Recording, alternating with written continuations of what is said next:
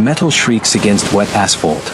A black Mercedes flips once, twice, then slams into the Hornby intersection barrier. Sparks. Smoke. Flames crawling from under the crushed hood. And Dante Rivers doesn't hesitate. He runs. 3 seconds. That's all it takes for everything to change. The driver's side door is warped, jammed. Rain hisses against the burning engine. Inside, an elderly woman hangs against the seatbelt, unconscious, blood streaking down her temple. Around him, the crowd backs away, phones out, recording, posting. Not one person moves forward. Dante kicks the window. Once. Twice. Glass spiderwebs, then shatters under his boot. He reaches through the jagged frame, ignoring the cuts, and yanks the door mechanism. It groans. Gives.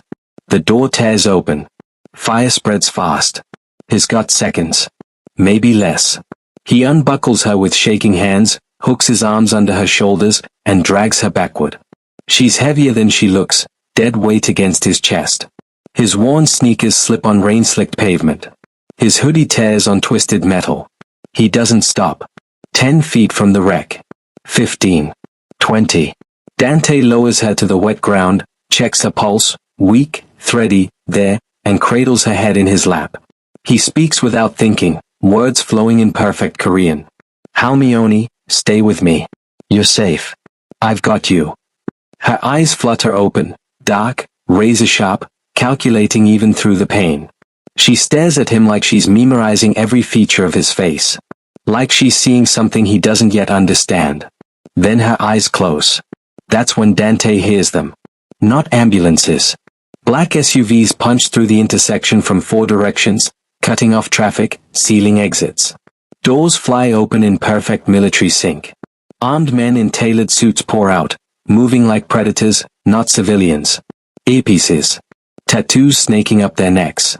Guns barely hidden beneath expensive fabric. Then he steps out. Tall. Lethal. An alpha whose scent hits Dante like a physical force, ice and steel and something ancient. Eyes like black winter stare down at Dante, at the woman in his arms, at the blood on his hands. You touched her, the alpha says, voice cold as death. That makes you ours now. This isn't a rescue. This is a claiming. The alpha doesn't blink. Doesn't move. Just stares down at Dante with eyes that could freeze blood, and the weight of his presence, his scent, crashes over everything like a winter storm. Ice. Steel. Something older and darker underneath. Every Omega instinct in Dante's body screams at him to lower his eyes, tilt his head, submit. He doesn't. I said, you touched her. The alpha's voice is glacier cold, each word precise as a scalpel. Step away. Around them, the armed men fan out in practice formation. Dante counts 8. No, 10. All alphas. All armed. The crowd has scattered, leaving only the rain, the burning wreck, and the elderly woman still unconscious in Dante's lap. She needs a hospital, Dante says in English, keeping his voice steady. Not whatever this is. One of the suited men moves forward, hand on his weapon. The lead alpha raises one finger. The man freezes mid-step. You speak Korean. It's not a question. The alpha heard him before, with the woman. Those dark eyes narrow, reassessing. Who sent you? Dante's laugh is sharp, bitter. Sent me? I'm homeless, not a hired gun. Nobody sends me anywhere. Then you're stupid. The alpha steps closer, and Dante's body betrays him, his Omega biology recognizing the predator, his scent glands releasing honeysuckle in an involuntary stress response. The alpha's nostrils flare. He smells it. Knows exactly what Dante is now. An Omega. Alone. Touching what doesn't belong to him. She was dying. Dante's fingers tighten protectively around the woman's shoulders. Rain plasters his hair to his face, blood and soot staining his torn clothes, but he doesn't look away. And I'm not leaving her. The words come out in Korean. Fluid. Perfect. Busan accented. Every man in the circle goes still. The alpha's expression doesn't change, but something shifts in his scent, a spike of something sharp and possessive that makes Dante's pulse kick. Say that again. Dante lifts his chin, switching fully to Korean now. I said I'm not leaving her. You want to shoot me? Fine. But I'm not moving until she's safe. For 3 endless seconds, nobody breathes. Then the Alpha crouches down, bringing himself eye level with Dante. Up close, his devastating, sharp jaw, full lips, a small scar cutting through his left eyebrow. His scent wraps around Dante like a physical thing, overwhelming, claiming, and Dante hates how his body responds, how his Omega wants to lean into it. What's your name? Dante. Family name? Don't have one that matters. The Alpha's eyes track over him, the torn hoodie, the filthy jeans, the calloused hands cradling his mother. You live on the streets. Observant. A ghost of something, not quite a smile, touches the Alpha's mouth. Then he stands, pulls out his phone, and barks orders in rapid Korean. Bring the car. Clear the scene. I want every camera within 2 blocks wiped. Move. His men scatter like shadows. The Alpha looks down at Dante again. You're coming with us. Like hell. Or you can stay here and explain to the police why you were at the scene of an assassination attempt on Lady Choi, matriarch of the Kang family. The Alpha's voice is silk over steel. They'll arrest you, question you, and then my uncle's people will kill you in your cell before morning. Dante's jaw clenches. Who are you? Kang Minho. The name lands like a death sentence. Even Dante, who's been living rough for 6 months, has heard it whispered in the streets. The Ghost King. The untouchable. The one you don't cross if you want to keep breathing. And you just saved my mother's life. That makes you mine now. Whether you like it or not. The private hospital is nothing like the public emergency rooms Dante's seen. It's silent, pristine, and smells like expensive antiseptic instead of desperation. Minho's men escort them through a private entrance. No paperwork, no questions, just doctors who materialize instantly and bow to Minho like his royalty. Dante tries to stay in the room. They push him out. He tries to leave the building. 2 Alphas block the exit, all polite smiles and immovable bodies. So he waits. 3 hours later, a nurse, a beta woman with kind eyes, brings him clean clothes, food he doesn't touch, and the news. Lady Choi is awake and asking for him. Minho stands when Dante enters the private suite. His changed clothes, black on black, expensive fabric that probably costs more than Dante's made in his entire life. His expression is unreadable. Lady Choi lies in the hospital bed, bandaged but alert. Her eyes fix on Dante the moment he steps through the door, and her face transforms, soft, warm, like she's seeing something miraculous. She reaches out one wrinkled hand. Come here, child. Dante moves forward on instinct. Her fingers close around his, surprisingly strong, and she studies his face with that same calculating intensity from before. Then she smiles. Ego. Look at you. She switches to Korean, her voice rough but firm. My son tells me you speak our language. That you pulled me from fire. That you stayed when everyone else ran. Her grip tightens. Do you believe in fate? Dante's throat closes. I don't know. I do. Lady Choi turns to Minho, her eyes blazing with something fierce and absolute. This one is yours. Fate brought him to me, brought him to us. I claim him as family, as your bondmate. The room goes silent. Dante's heart stops. What? Mother. Minho's voice is ice and fury and something else, something desperate underneath. I don't believe in fate. But even as he says it, his scent spikes, dark, possessive, claiming, flooding the room so completely that Dante gasps. His Omega biology recognizes it instantly. Answers it. His own scent blooms honeysuckle sweet in response, and he sees Minho's pupils blow wide, his hands fisting at his sides. No. No. Not this. Not now. Not with someone like him. But Lady Choi just smiles, holding both their gazes. Fate doesn't care what you believe, Adele. It comes for you anyway. And in that moment, feeling the pull between them, inevitable, terrifying, undeniable, Dante knows she's right. The compound sits on a cliff overlooking the East Sea, all clean lines and dark stone disguised as modern luxury. From the outside, it could be a tech mogul's estate. From the inside, it's a fortress, cameras hidden in light fixtures, armed guards masquerading as groundskeepers, bulletproof glass in every window. Dante sees it all. 6 months on the streets taught him to read spaces, to find the exits, to spot the predators. This place is full of them. The car pulls through gates that close behind them with the finality of a prison lock. Minho sits across from him in silence, scrolling through his phone, but Dante can feel the alpha's attention like weight on his skin. Every few minutes, Minho's eyes flick up, tracking him, assessing. "Stop staring at me," Dante mutters in Korean. "I'm not staring. I'm calculating." "Calculating what?" "How much trouble you're going to be." The car stops. A woman in a crisp suit, Beta, thank God, opens the door and bows.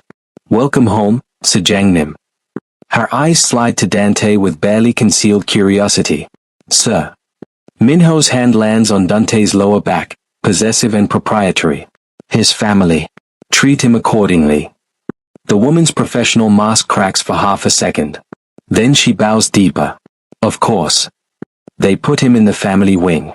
Dante stands in the doorway of a room 3 times the size of any apartment he's ever crashed in, staring at the king-size bed, the attached bathroom with a soaking tub, the wall of windows overlooking the ocean. Bags sit on the bed, designer labels he recognizes from store windows he'd never dare enter. Lady Choi had these sent over, the housekeeper explains in careful Korean, eyeing his torn, blood-stained clothes. "She estimated your size. If anything doesn't fit, it's fine."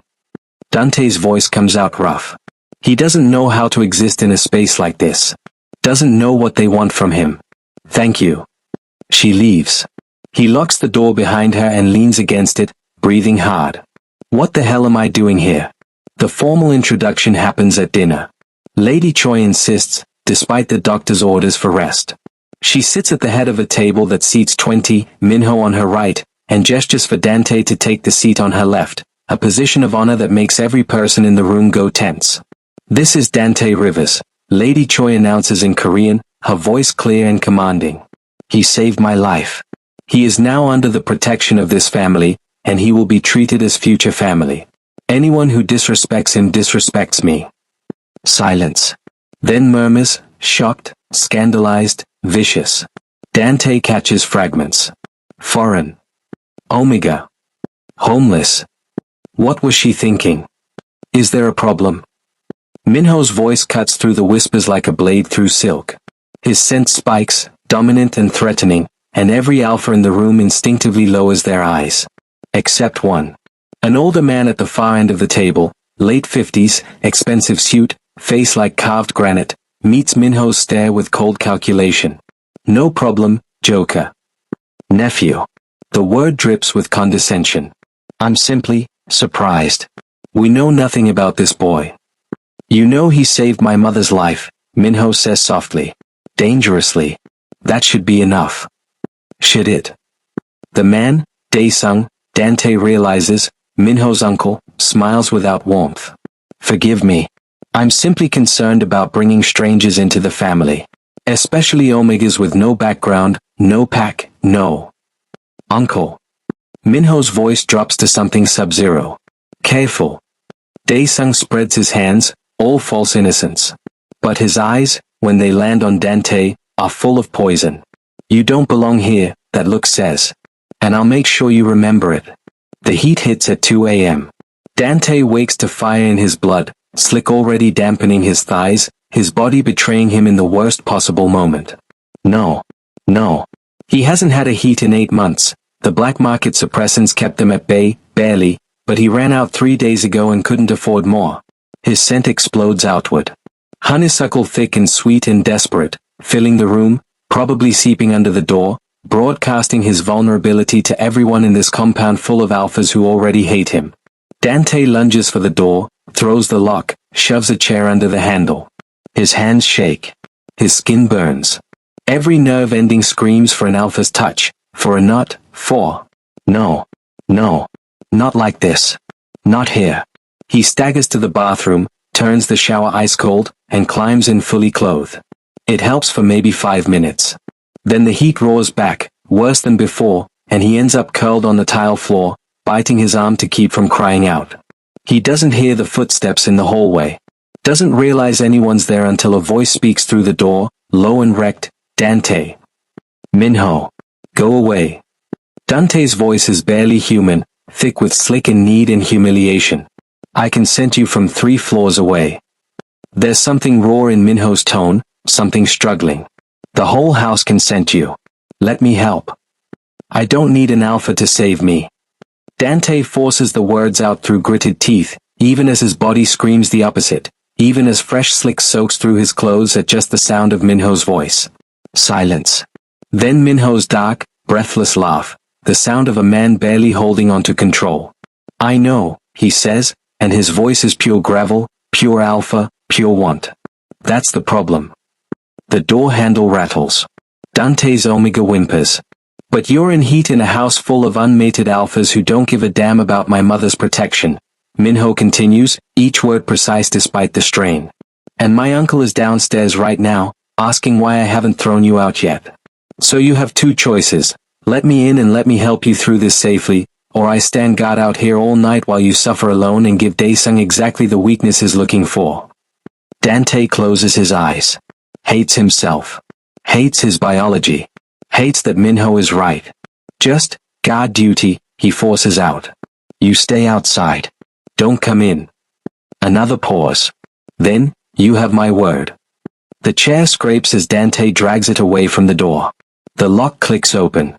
He doesn't see Minho's face when the door cracks open, doesn't see the way the alpha's eyes have gone full black, the way his hands fist at his sides, the way he visibly fights his own instincts.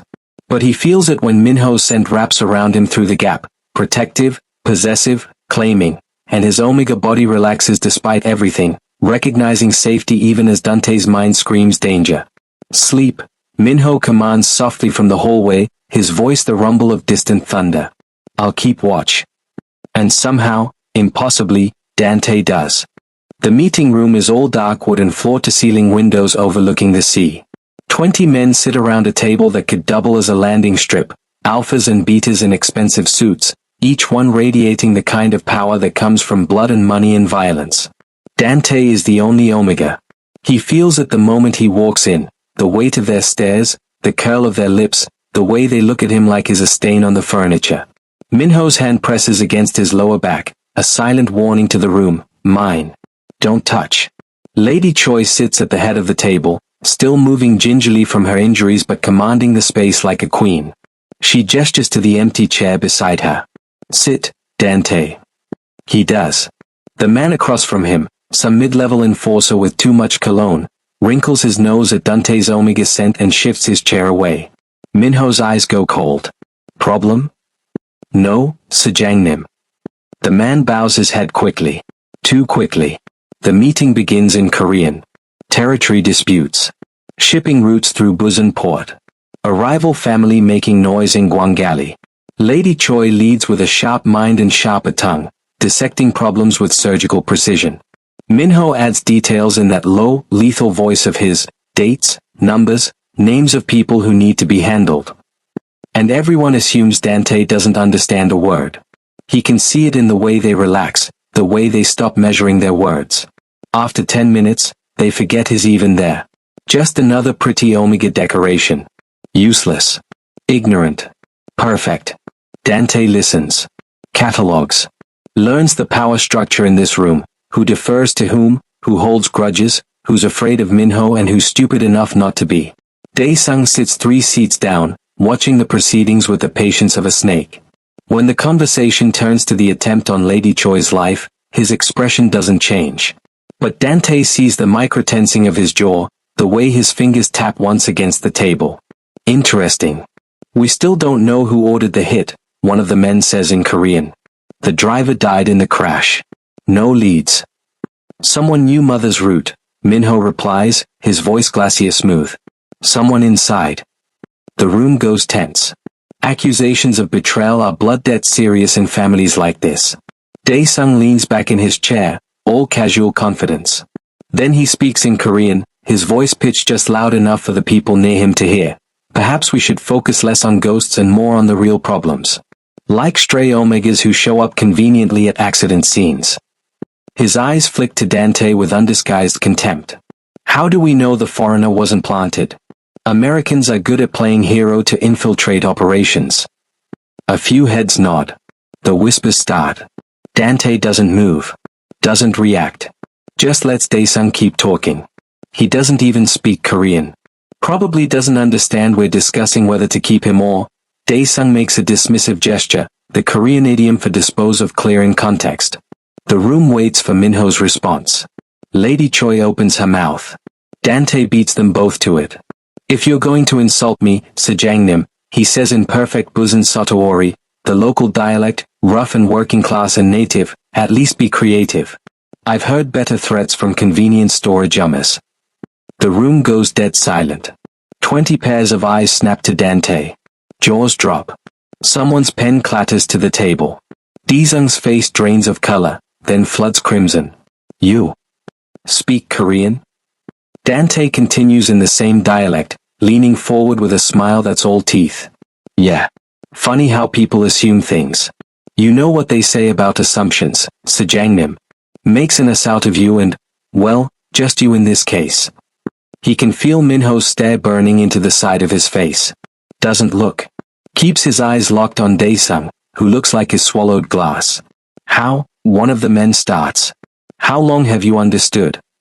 Lady Choi asks, and there's something delighted in her voice, something proud. Every word since the hospital, Dante admits, finally glancing at her. You said fate brought me to you.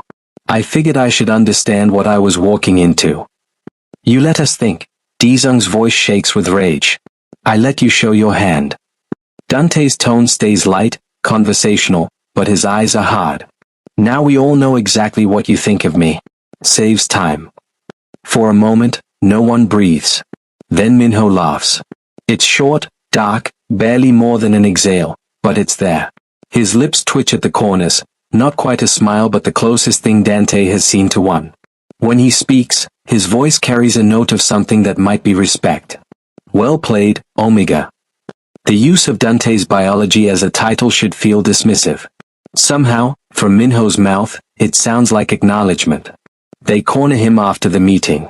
Minho catches his arm, pulls him into a side office while the others file out, still muttering in shock.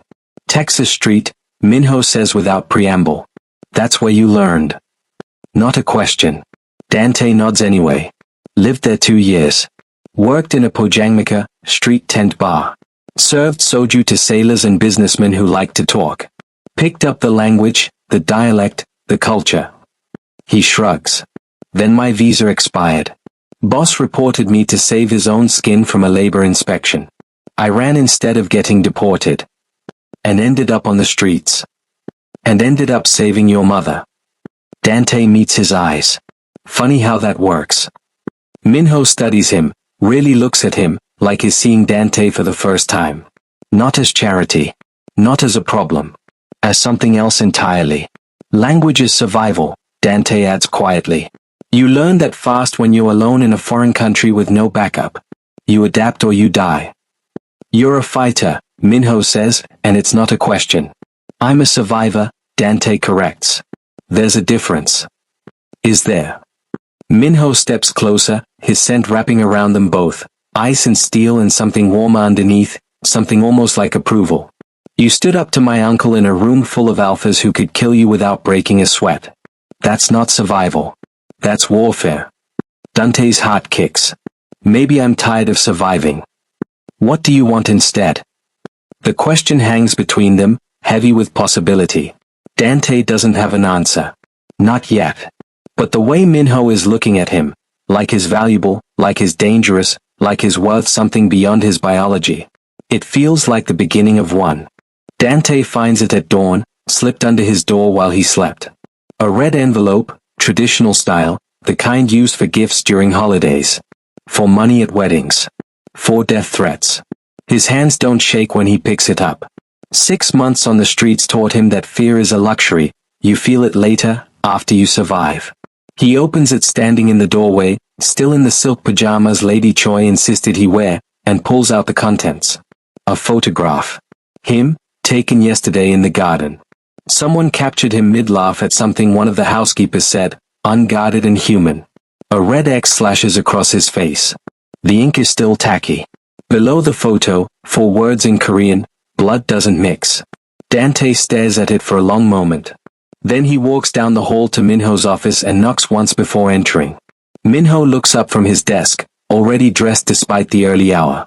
His eyes track to the envelope in Dante's hand, and something lethal flashes across his face. When? Just now.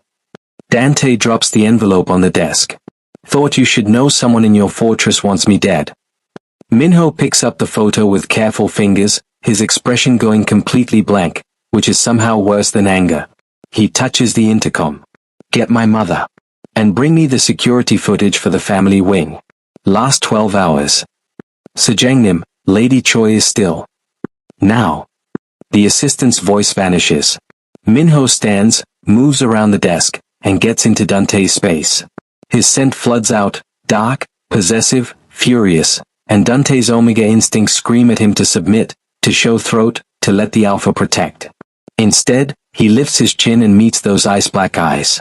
You're not afraid, Minho observes. I've had worse threats written on bathroom stalls. This isn't a joke. Do I look like I'm laughing? Dante's voice stays level. Someone in your house hates me enough to risk your wrath. I'm not stupid enough to think that's going away. Lady Choi arrives within minutes, still in her robe, her face thunderous. She looks at the photo and her hand clenches into a fist. Who dares? Uncle, Minho says flatly. His handwriting. I'd know it anywhere. Daesung wouldn't be so bold. He absolutely would. Minho's voice could cut steel. Claiming Dante made him a target, mother. You knew this would happen. Lady Choi's expression doesn't soften, but something guilty flickers there. She looks at Dante. I'm sorry, child. Don't apologize to him, Minho snaps. You made your choice. Stand by it. The temperature in the room drops 10 degrees. Mother and son stare at each other, and Dante sees the real power dynamic. Lady Choi may be the matriarch, but Minho is the enforcer. The weapon she aims at her enemies. Right now, is aimed at her. My uncle believes Omegas weaken the family, Minho says to Dante without breaking eye contact with his mother. He thinks they're liabilities. Soft. Controllable. His voice drips with contempt. A black, foreign Omega with no pack, no status, no political value? You're everything he hates wrapped in one convenient target. Dante's jaw tightens. Then tell your mother to take it back. You ain't claim me. I'll disappear. No. Lady Choi's voice cracks like a whip. She won't, Minho agrees, finally turning to face Dante fully. He steps closer, crowding into Dante's space until they're nearly chest to chest.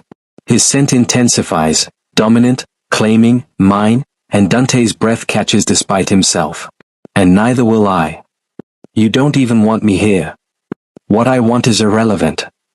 Minho's hand comes up, fingers ghosting along Dante's jaw without quite touching. You're ours now. That's not negotiable. Not for my uncle. Not for anyone. It's not comfort. It's not even kindness. It's a statement of ownership, of possession, and Dante should hate it. Should rage against being claimed like property, against being pulled into mafia politics and death threats and power plays he never asked for. Instead, his Omega purrs. Deep in his chest, that traitorous biological instinct recognizes the protection in Minho's words, the security of belonging to something bigger and more dangerous than himself. His scent sweetens involuntarily, honeysuckle thick and pleased, and he watches Minho's pupils blow wide in response.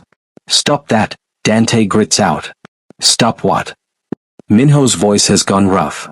Smelling like you want to, Dante cuts himself off, flushing. Like I want to what? Minho leans closer, and his breath ghosts across Dante's ear. Claim you? Mock you? Make sure every alpha in this house knows exactly who you belong to. He pulls back just enough to meet Dante's eyes, and there's something feral in his expression. Too late, Omega. The moment my mother named you mine, you became the most protected and most hunted person in Busan.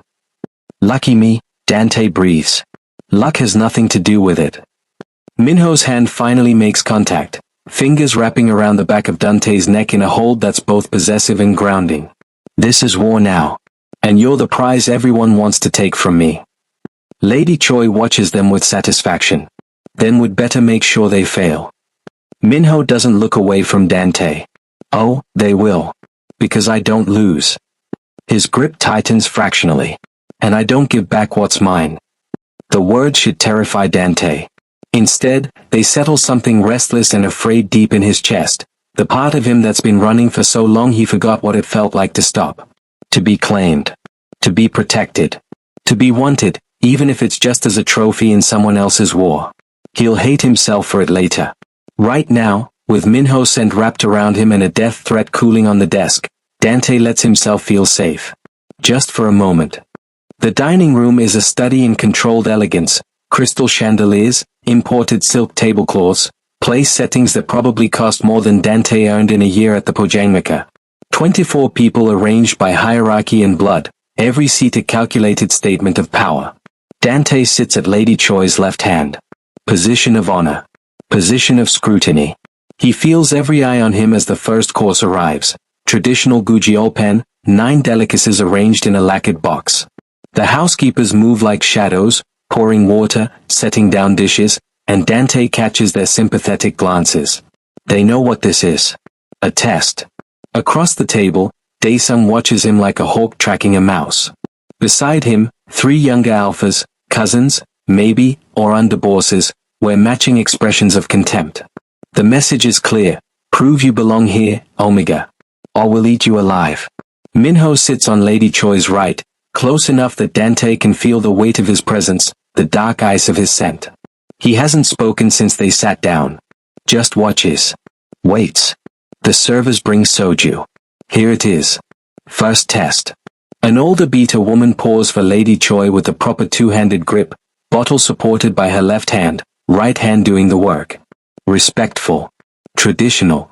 Then she moves to pour for Dante. I'll do it, Dante says quietly in Korean. The table goes silent. You don't pour your own drink at a formal dinner. You receive from others, pour for others, the ritual of respect and hierarchy. Dante takes the bottle with both hands, turns to Lady Choi, and pours for her first. Perfect angle, 2 hands, eyes lowered in respect.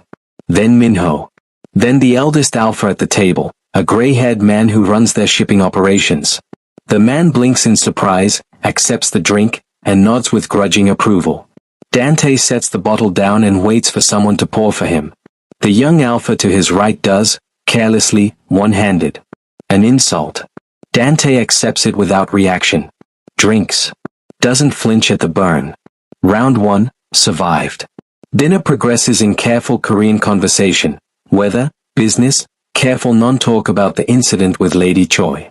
Dante eats in silence, uses his chopsticks correctly, doesn't speak unless spoken to. Let them think he's docile. Let them underestimate. Then Daesung brings up Busan Port. The situation with the Gyeongsan faction is becoming untenable, he says, addressing Minho but speaking loud enough for the table to hear.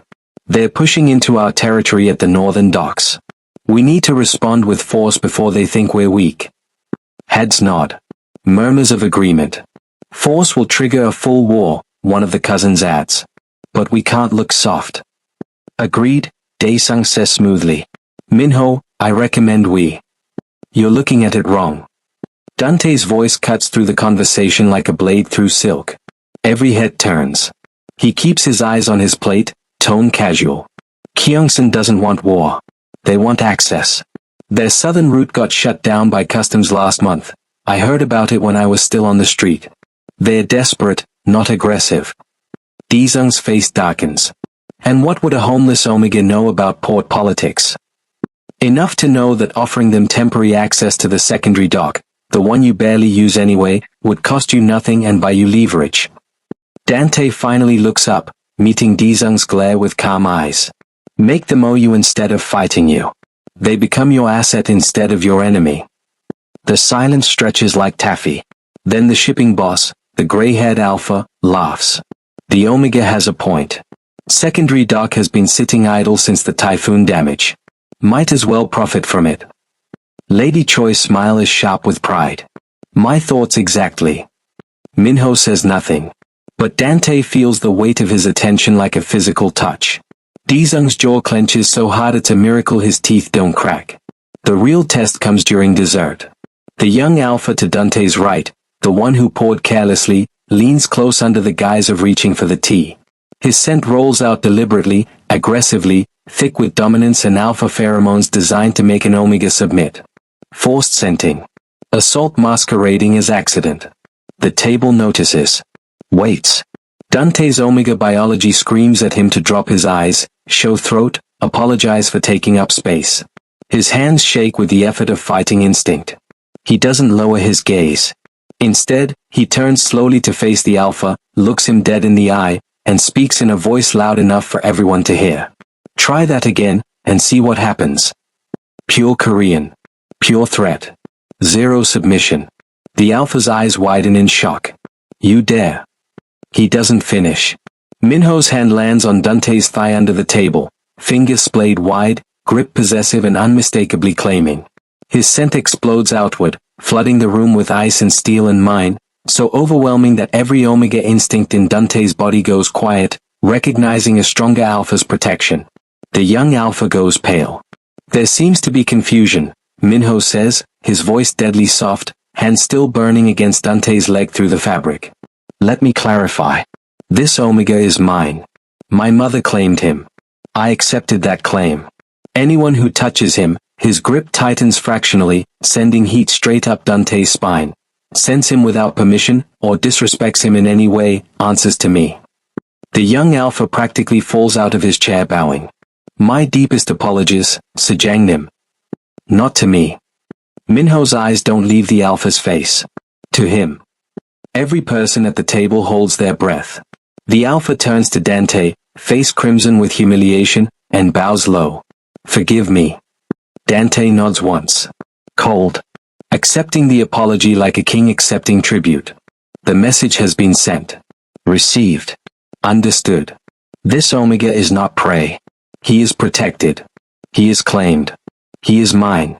Minho's hand stays on Dante's thigh for the rest of the meal, a brand, a promise, a declaration of ownership that makes Dante's pulse race and his omega purr even as his human pride screams in protest. When dinner finally ends and they stand to leave, Dae-sung catches Dante's eye across the table. The look he gives is pure venom. This isn't over, it says. Dante smiles back, all teeth. Good. Neither am I. The garden at night is all shadow and silver, moonlight on the east sea, wind carrying salt and cold off the water. Dante comes here when he can't sleep, when the walls of his beautiful prison feel too close, when he needs to remember what freedom tastes like. Tonight, freedom tastes like blood. He doesn't hear the assassin. Doesn't see the blade until it's already slicing toward his throat. Instinct throws him sideways. The knife misses his carotid by inches, carves a line of fire across his shoulder instead. He hits the ground rolling, his body remembering every back alley fight, every desperate scramble for survival on streets that didn't care if he lived or died. The assassin is masked, dressed in black, moving like a professional. Alpha, Dante can smell him even through the pain, all aggression and cold purpose. Run, his omega screams. Submit. Call for help. Dante's never been good at listening to his biology. He grabs the first thing his hand finds, a garden rake leaning against the stone wall, and swings it like a baseball bat. The metal tines catch the assassin across the ribs, and the man grunts, stumbles. Not down. Not even close. But it buys Dante 3 seconds. He uses them. Rolls to his feet, rake clutched in bloody hands, and when the assassin lunges again, Dante doesn't retreat. He drives forward, slamming the wooden handle into the man's knife hand. Bones crack.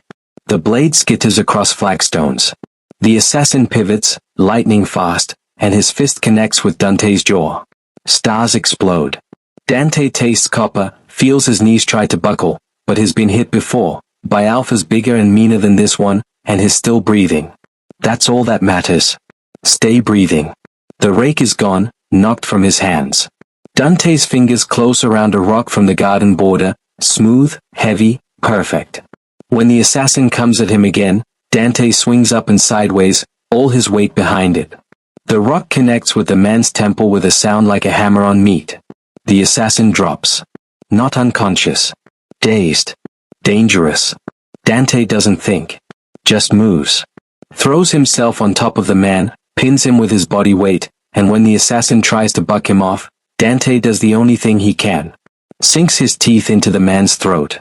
Not to kill. To terrify. Omega teeth aren't made for combat, but desperation makes them sharp enough. The assassin screams, thrashes, and Dante holds on like a wild animal, tasting blood and sweat and his own survival, until finally, the man goes limp. Dante spits, staggers to his feet, and stands over the unconscious body. His shoulder is on fire. His face is swelling. His hands shake so badly he can barely grip the rock still clutched in his fingers. But he's alive. And the assassin isn't. Well, not dead. Just very, very unconscious. Jesus, Dante breathes in English, his voice ragged. Jesus Christ. Dante. He spins, rock raised, ready to. Minho stands at the garden entrance, and the Alpha's control is gone. His eyes are blown completely black. His chest heaves like he's run a marathon. His scent explodes outward, ice and fury and something feral and possessive, and he crosses the distance between them in 3 strides. Dante opens his mouth. Can't find words. Minho's hands are on him, everywhere, checking for wounds with fingers that tremble. You're bleeding. Where? How badly? His voice is wrecked, barely human. When he finds the shoulder wound, he makes a sound like a wounded animal. I'm fine. You are not fine. Minho's hand comes up to cup Dante's face, tilting it to examine the damage. You could have died. You could have died. But I didn't. Dante meets his eyes, sees the terror there beneath the rage. I'm still here. For a moment, neither of them breathes. Then Minho pulls Dante against his chest, careful of his wounds but desperate, like he needs to feel him breathing, needs proof is real, and his scent wraps around them both, protective and claiming and mine. Dante's Omega drowns in it. Goes pliant despite himself. Who sent him? Dante asks against Minho's shirt. Does it matter? Minho's voice is a growl against his hair. I'm going to kill them anyway. Minho carries him inside. Doesn't call for doctors or guards, just takes Dante to his own private quarters, forbidden territory that Dante has never entered, and sets him down on a leather couch that probably costs more than a car. The first aid kit Minho produces is military grade. His hands, when he cleans the knife wound, are steady now. Professional. But his scent is still chaos, still barely controlled. You fought him, Minho says quietly, threading a needle for stitches. What was I supposed to do? Die politely? You're an Omega. I'm a survivor. Dante hisses when the needle pierces skin. Being an Omega doesn't make me helpless. 6 months on the streets taught me that. Minho's hands pause. His jaw clenches. I know. The stitches continue in silence. 12 of them, neat and precise. When Minho ties off the last one, he doesn't pull away. Just sits there, hands resting on Dante's bare shoulder, staring at the wound like it personally offends him. My Alpha is trying to claim you, he says finally, so quiet Dante almost misses it. I can feel it every second you're near me. Every time your scent changes. Every time another Alpha looks at you. His fingers tighten fractionally. I don't want this. The word should hurt. Don't. Because Dante understands. Neither do I, he says, and laughs, bitter, exhausted. I don't want to be claimed. Don't want to belong to anyone, don't want my biology making decisions my brain never agreed to. He looks down at Minho's hands on his skin. But here we are. Here we are, Minho echoes. The silence stretches. Minho's thumb traces the edge of the bandage he's just applied, the touch careful, almost reverent. When I scented your blood, he says, voice rough, when I knew someone was hurting you, I lost control. Completely. My men had to physically restrain me to keep me from shifting and tearing through the compound to find you. His eyes finally meet Dante's, and they are full of something raw and terrified. That's not me. I don't lose control. I don't feel? Dante supplies. Care. Minho's smile is broken. I made myself into a weapon. Weapons don't care. They don't fear. They don't, he cuts himself off, jaw working. Bond? Dante finishes for him. Minho's silence is answer enough. Dante reaches out, slow enough that Minho could pull away, and touches his hand. Just that. Palm to palm. For what it's worth, he says quietly, I don't want to bond either. I've spent my whole life trying not to be defined by being an Omega. And now, he laughs again, hollow. Now I'm being claimed by an alpha who doesn't believe in bonds, in a family that wants me dead, in a country that never wanted me in the first place. Dante. But I'm still here. Dante squeezes his hand. And so are you. So maybe we stop fighting what we can't change and start figuring out how to survive it. Minho stares at their joined hands. His scent shifts, still ice, still steel, but something warmer underneath now. Something that feels almost like trust. Stay here tonight, he says. My rooms. Where I can, he cuts himself off again. Where you can protect me. Dante supplies, not unkindly. Where I can sleep, Minho corrects, and there's something vulnerable in his voice. Knowing you're alive. It's the most honest thing he's ever said. Dante nods.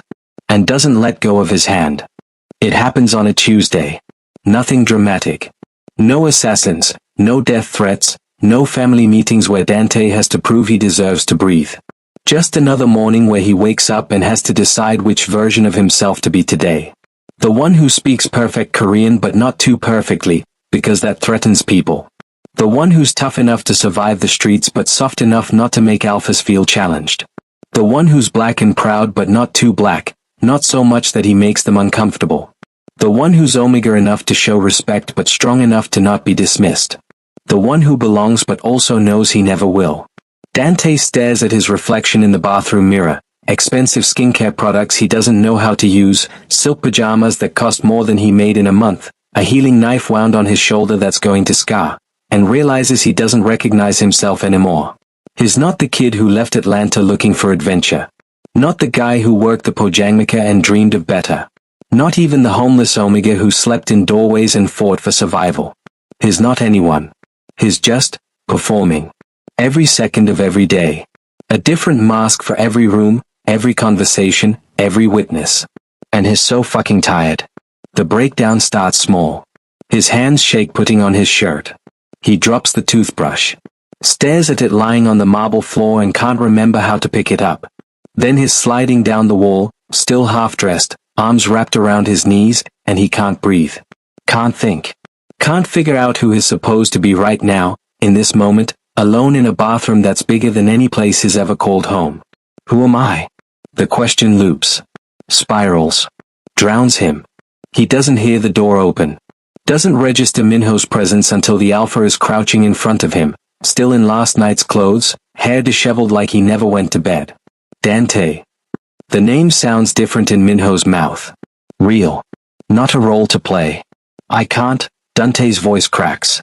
I don't know how to. Breathe, Minho says simply. Not a command. Just a reminder. Dante tries. Fails. Tries again. Minho settles down beside him on the cold tile floor, back against the wall, legs stretched out, close enough that their shoulders touch. He doesn't ask what's wrong. Doesn't try to fix it. Doesn't demand explanations. He just sits. The silence stretches. Dante's breathing slowly evens out. The panic recedes like a tide, leaving him hollowed out and raw. I'm so tired, Dante finally whispers. Of being everything. Of switching between, he gestures vaguely. You know how many versions of myself I have to be just to survive a single day here? Tough enough for your men. Respectful enough for your mother. Smart enough to be useful but not threatening. Korean enough to fit in but American enough that they remember I'm different. Black enough to honor who I am but not so much that it makes people, his voice breaks. I don't even know who I am anymore under all the performance. Minho is quiet for a long moment. Then, you don't have to be anything here. Not for me. Dante's laugh is broken. That's easy for you to say. You're pretending? Minho's voice is soft. Almost bitter. Every second of every day. Dante turns to look at him. Really look. And for the first time, he sees past the ice and control to something underneath, something exhausted and aching and human. The Ghost King, Minho says, staring at the opposite wall. That's what they call me. Untouchable. Unfeeling. A weapon in a suit. His jaw clenches. Do you know how old I was when my father decided I needed to be that? 15. He took me to my first execution. Made me watch. Then made me. He stops. Swallows. Said alphas who feel too much get killed. That family is business, and business requires control. Minho. I had someone once, he continues, voice flat and distant. Before I became this. His name was Jay. Beta. Beautiful. Smart. He said he loved me despite what I was, who I came from. A muscle ticks in his jaw. Turned out he loved my uncle's money more. Wore a wire to our bed. Recorded everything. Used it to try to leverage my father into a deal. Dante's chest tightens. What happened to him? My father had him killed. Minho's tone doesn't change. Doesn't have to. I was 17. And I learned that love is just another weapon people use against you. So I cut it out. Became what they needed, the perfect enforcer, the obedient son, the ghost king who doesn't feel anything. The silence sits heavy between them. I swore I'd never bond, Minho says quietly. Never let anyone close enough to hurt me again. Never give anyone that kind of power over me. He finally turns to meet Dante's eyes, and there's something raw and terrified there. And then you appeared. Smelling like honeysuckle and defiance. And my alpha won't shut up about claiming you. I don't want to be a weapon against you, Dante whispers. I know. Minho's hand finds his, fingers interlacing. You want to know what terrifies me most? It's not my uncle's coup. Not the politics or the power plays. His grip tightens. It's that when I thought you were dying in that garden, when I scented your blood, I didn't care about control anymore. I didn't care about being the Ghost King. I just needed you alive. Dante's throat closes. Minho. You asked who you are. Minho's thumb traces across his knuckles. You're the person who ran toward fire when everyone else ran away. Who learned Korean to survive and used it to fight. Who bit an assassin's throat because you refused to be helpless. His voice drops. You're the first person in 10 years who makes me feel something other than cold. I'm terrified, Dante admits. Of being abandoned again. Of losing myself trying to fit into your world. Of letting you in and having you use it against you, Minho finishes. I know. Because I'm terrified of the same thing. They sit there on the bathroom floor, shoulders pressed together, hands clasped, two people who've survived by never needing anyone, slowly learning how to be something to each other. So what do we do? Dante asks. Minho's quiet for a long moment. Then, we stop pretending. At least with each other.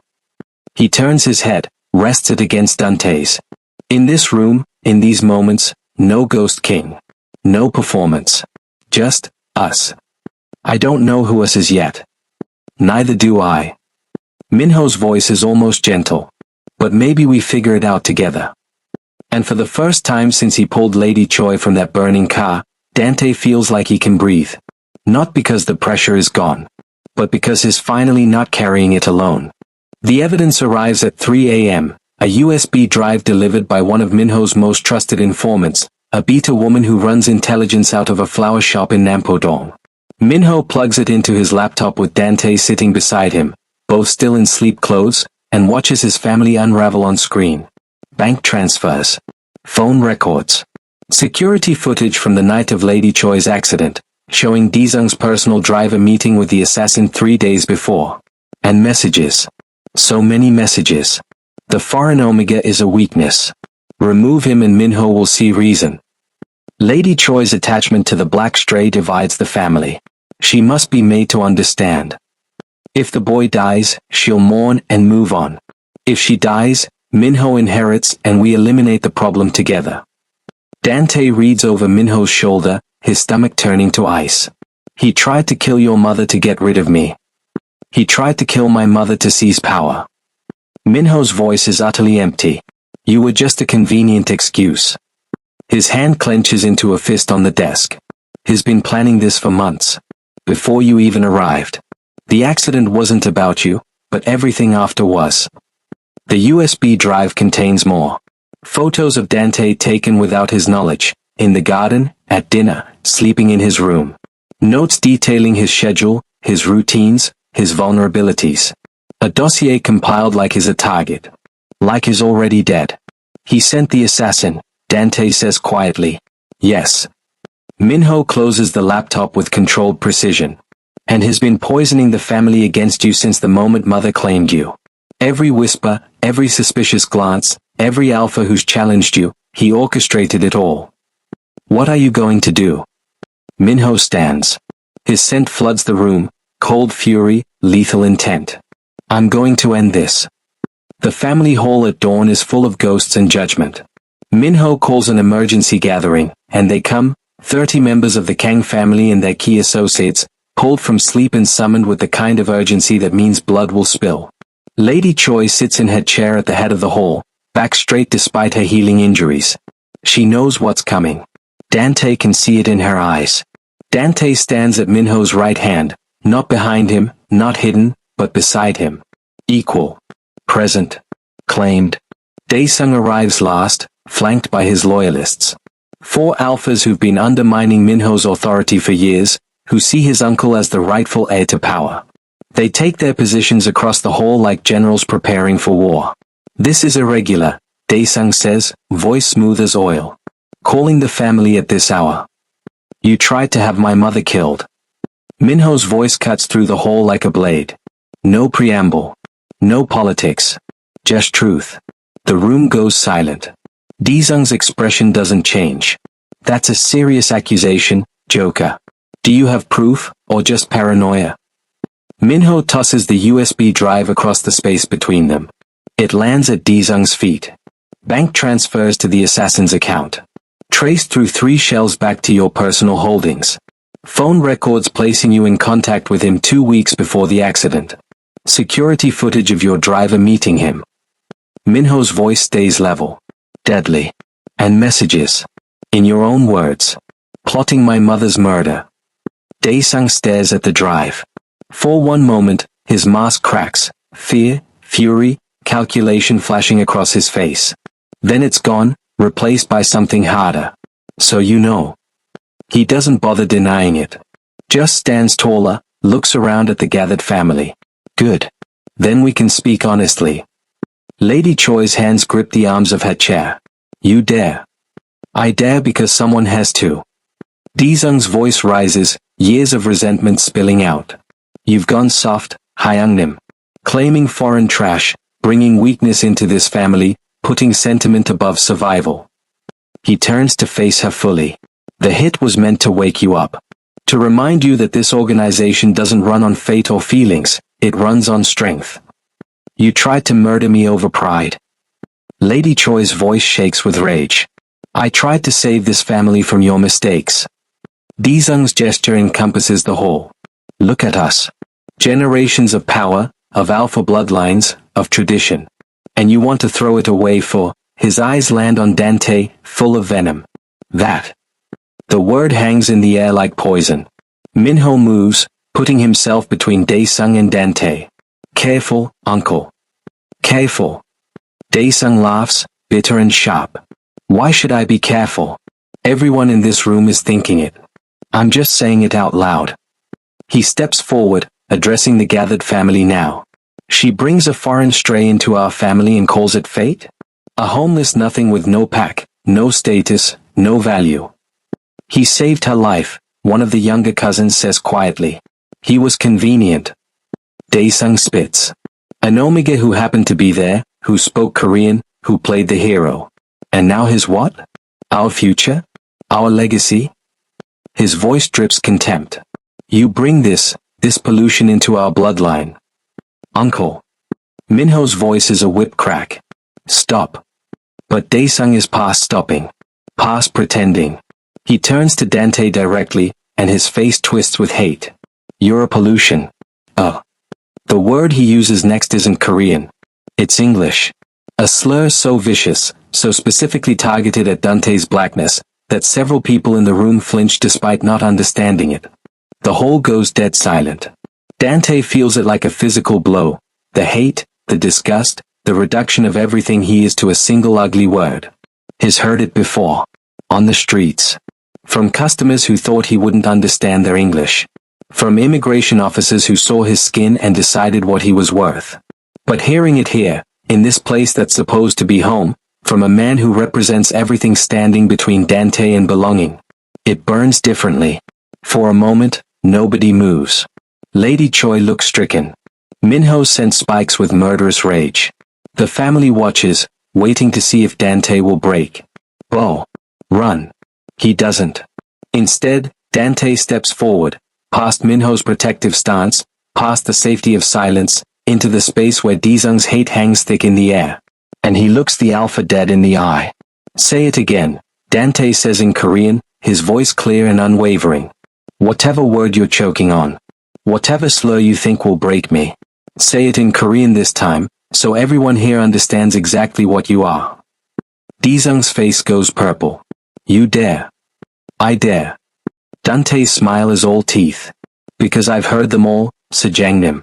In English, in Korean, in languages you've never bothered to learn. I've been called every name you can imagine and some you're too uncreative to think of. He takes another step forward. And I'm still standing. You think you belong here? Daesung hisses. You think you have any right? I think I pulled your Hyungnim from a burning car while you plotted her murder. Dante interrupts, switching to perfect Seoul dialect now, making sure every person in this hall hears him. I think I've survived your assassination attempts, your death threats, your racism, and I'm still here. Still breathing. Still standing in front of you. His voice drops, goes cold. You tried to kill an old woman because a black omega threatened your ego. That makes you weak. Not me. The room erupts in murmurs. Daesung lunges. He doesn't make it 3 steps. Minho moves like lightning, faster than should be possible, and his hand closes around his uncle's throat, slamming him against the nearest wall with enough force to crack the wood paneling. You're done, Minho says, his voice utterly empty of emotion. Done speaking. Done plotting. Done breathing in my family's air. His scent floods the hall, alpha dominance so overwhelming that every person drops their eyes. Except Dante. Except Lady Choi. You tried to kill my mother, Minho continues, each word precise. You sent an assassin after my mate. You poisoned this family with your hate. His grip tightens. Choose, exile or execution. He's not your mate. Daesung chokes out, clawing at Minho's hand. You haven't bonded, you don't even. I choose him over you, Minho interrupts softly. Deadly. That's all that matters. And in that moment, with Minho's hand at his uncle's throat and Dante standing tall despite the slurs still echoing in the hall, the power shift happens. The loyalists look away. Bow their heads. Choose survival over allegiance. Daesung sees it. The exact moment he loses. Exile, he gasps. I choose exile. Minho releases him. Steps back. His scent doesn't diminish. You have 1 hour, Lady Choi says, her voice like iron. Take nothing but the clothes on your back. If you're found within 500 kilometers of Busan after sunrise, my son will finish what he started. Daesung looks around the hall, searching for support, for anyone who will stand with him. No one moves. He looks at Dante one last time, hate and disbelief warring in his expression. Then he leaves. The hall stays silent long after the door closes. Finally, Lady Choi stands, walks to Dante, and takes his face in her hands. Ago, my brave boy, she says in Korean, her eyes shining. You stood like a son of this family. I stood like myself, Dante corrects gently. Halmioni. And she smiles. The silence after Daesung's exit stretches for exactly 7 seconds. Then he stops at the doorway. Turns back. And Dante sees it in his eyes, the moment a man with nothing left to lose decides to burn everything down. No, Daesung says, his voice eerily calm. No, I don't think I will. His hand moves to his jacket. Metal glints. Minho moves faster, pushing Dante behind him, reaching for his own weapon, but Daesung isn't aiming at them. He's aiming at Lady Choi. If I can't have this family, Daesung says, neither can you. 3 things happen simultaneously. Daesung fires. Minho throws himself toward his mother. And Dante sees the truth. The 4 loyalists flanking Daesung don't move to help him. They move to stop him. The gunshot goes wide. One of the alphas, the shipping boss with the gray hair, tackles Daesung from behind. The gun skitters across the floor. Chaos erupts as the other 3 loyalists pin Daesung down, professional and efficient. It's over in seconds. Lady Choi hasn't moved from her chair. Her expression is cold satisfaction.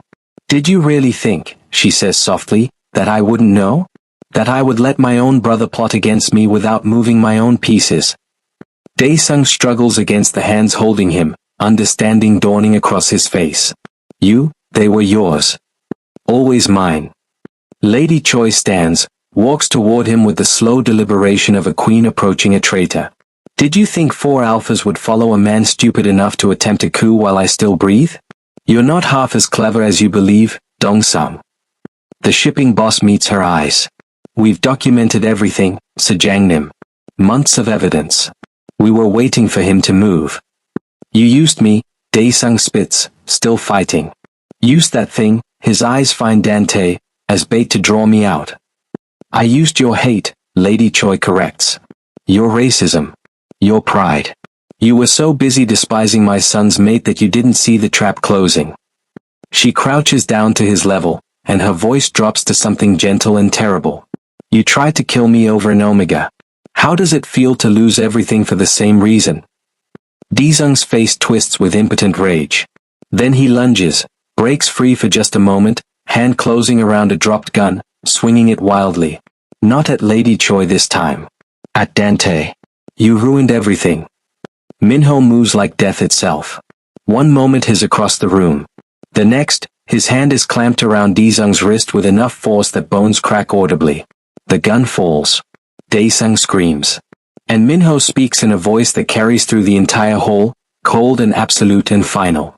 You want me to choose? He doesn't release Dae-sung's broken wrist. Doesn't blink. Your blood or this thing?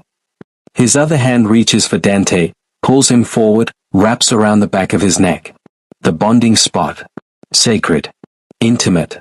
Possessive. Every eye in the hall fixes on that hand. He is my blood now, Minho says, his voice resonating with alpha authority that makes every person in the room feel it in their bones. More than you ever were. More than any genetic tie could make him. His scent floods outward, claiming, protecting, mine, and wraps around Dante like armor. Touch him, threaten him, speak his name with anything but respect, and you declare war on me. His grip on Dae-sung's wrist tightens until the man whimpers. Do you understand, uncle? The title drips with contempt. You're not choosing between us. I already chose. His mine. His family. His everything. You're not, brave, honest, and worthy of the name Kang. He releases Dae-sung like something dirty, lets the man collapse to the floor. Take him, Minho orders. Drop him at the port with the clothes on his back and a one-way ticket to anywhere that isn't Korea. If he returns, his eyes are black ice. Kill him. The 4 alphas drag Dae-sung away. His screams echo down the hallway, then fade to nothing. The hall is silent. Minho's hand is still on Dante's nape, claiming, grounding, real, and Dante can feel his pulse racing beneath his skin, the adrenaline crash starting, the weight of choosing family over blood settling in. Everyone out, Lady Choi says quietly. They go. The 3 of them stand in the empty hall, Lady Choi, Minho, and Dante. Dawn light filters through the windows, turning everything gold and new. You planned this, Minho says to his mother. Not accusatory. Just fact. I protected my family, Lady Choi corrects. Dae-sung made his choices. I simply ensured they would be his last. She looks at Dante, and her expression softens. I'm sorry you had to hear those words, child. Sorry you had to be the bait. I wasn't bait, Dante says quietly. I was the catalyst. There's a difference. She smiles. Approving. Yes. There is. Then she leaves them alone, closing the door with a soft click. Minho and Dante stand in the center of the hall, Minho's hand still resting against Dante's nape, neither quite ready to break the contact. Your hand is shaking, Dante observes. I thought he'd kill you. Minho's voice is raw. For 3 seconds, I thought, he cuts himself off, jaw clenching. But he didn't. Dante reaches up, covers Minho's hand with his own. I'm here. We're here. Are we? Minho's eyes search his face. Because I just declared war on my own blood for you. Claimed you in front of the entire family. Made you a permanent target for anyone who wants to hurt me. His thumb strokes across Dante's bonding spot, and the touch sends electricity down his spine. You didn't ask for this. No, Dante agrees. I didn't. But neither did you. They stand there, surrounded by the ghosts of violence and choice, and for once, neither of them is performing. No Ghost King. No perfect Omega. Just two people who survived their own hells and found each other in the aftermath. Will you bond with me? Minho asks, and his voice is quiet, vulnerable in a way Dante has never heard. Not because my mother demands it. Not because of fate or biology or politics. His hand tightens on Dante's nape. But because you choose this. Choose me. Choose us. Dante looks at him, really looks. At the alpha who declared him blood, who chose him over family, who stands here shaking with the weight of that choice and asking, not demanding, for Dante's answer. Only if you choose me too, Dante says, and his voice is steady. Sure. Not the Omega who saved your mother. Not the survivor who fits your world. Not the strategist or the translator or whatever role I play. He steps closer, until they are breathing the same air. Choose me. Dante. The guy who's still figuring out who he is. Who's messy and scared and doesn't always know how to exist between worlds. I already did, Minho says simply. The moment I put my hand on you and called you blood. The moment I stopped seeing what you are and started seeing who you are. His smile is small, real, devastating. A fearless Omega who runs toward fire. Who bites assassins. Who stands up to alphas twice his size and makes them back down. His forehead touches Dante's. You think I wanted someone easy? Someone who'd bow and obey and never challenge me? Didn't you? I wanted someone whole, Minho corrects. Someone who'd make me work for it. Make me be better. Make me feel something other than cold. His scent wraps around them both, ice melting into something warmer, something that smells like home. I choose you, Dante Rivers. Every broken, brave, beautiful part of you. Dante's throat closes. Then yeah. I choose this. Choose you. Choose us. Even knowing it'll be hard. Especially knowing that. Dante's smile is crooked, real. Nothing worth having ever came easy. Minho kisses him then, not gentle, not tentative, but claiming and desperate and true. And when his teeth graze Dante's bonding spot, asking permission, Dante tilts his head in answer. Yes. The garden looks the same, stone pathways, sea roses, the East Sea stretching endless and silver beyond the cliff edge. But everything else has changed. Dante stands where he nearly died, dressed in a tailored charcoal suit that actually fits his frame, custom made by a designer who didn't blink at dressing a black Omega. The bonding mark on his neck is visible, proud, Minho's claim, permanent and real. He's not the same person who ran toward a burning car in torn jeans and desperation. He's not the homeless Omega performing survival. He's Dante Kang. Strategist. Translator. The Ghost King's bonded mate. Hall. Behind him, voices drift from the estate. Lady Choi arguing with her accountant, staff preparing for tonight's family dinner, the controlled chaos of a mafia household at peace. Footsteps on stone. Minho's scent reaches him first, ice and steel and that warmth underneath that only Dante gets to feel. Arms wrap around him from behind, pulling him back against a solid chest. Minho scents him, possessive and familiar, nose tracing the bonding mark that mirrors the one on his own neck. Ready? Minho murmurs against his skin. For what? Dinner? Dante leans into the hold, smirking. I've been ready. Question is, are you ready to be bonded to a fearless Omega who doesn't take orders? He feels Minho's smile against his neck, that rare, devastating expression that makes him look almost boyish. I wouldn't have it any other way. Dante turns in his arms, and they stand there in the garden where everything changed. Two people who chose each other despite every reason not to, and built something real from blood and fire and fate. I love you, Dante says, because he can now. Because it's true. I know, Minho replies, and his smile goes soft. You tell me every day. In Korean. In both languages. Minho kisses his forehead. I love you too, my fearless Omega. Your husband, Dante corrects. That too. They stand together as the sun sets over Busan, painting everything golden possible, and Dante thinks about the scared kid who pulled a stranger from a burning car and accidentally found a home. Found himself. Found love in the last place he expected. Come on, Minho says finally, taking his hand. Mother will kill us if we're late for dinner. Let her try, Dante says, grinning. I've survived worse. And hand in hand, they walk toward the light.